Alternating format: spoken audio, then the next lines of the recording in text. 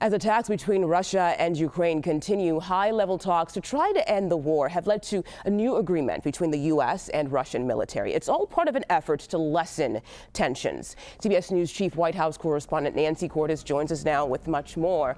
Nancy, what is the latest on the negotiation, I should say? Absolutely, Mugo. Well, the big news this morning is that Steve Witkoff, who is the president's special envoy to the region, announced that delegations from the United States and Ukraine and Russia had agreed on a prisoner swap. 314 prisoners. He said it was the first such exchange in 5 months.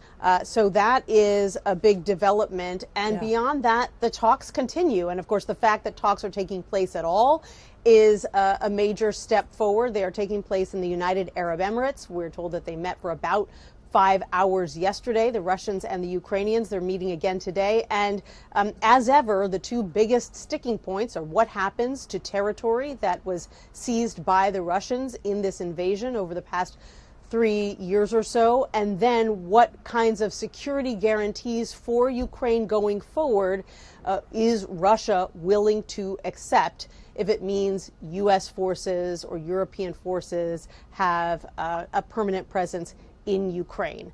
So those are the big focuses of these ongoing talks. And President Trump continues to be optimistic and to say that he thinks that there's going to be a deal soon. But he's been saying that essentially since the start of his presidency. Yeah, so we'll wait and see if this time around things are actually different. Nancy, I want to talk about what's going on here in the U.S. because in an interview with NBC News last night, the president spoke about the midterm elections and he pushed for voter ID. So does this play into the fight between Fulton County election officials and the Trump administration? Well, he kind of backed off, Mugo, from what he's been saying a couple times over the past week about nationalizing elections.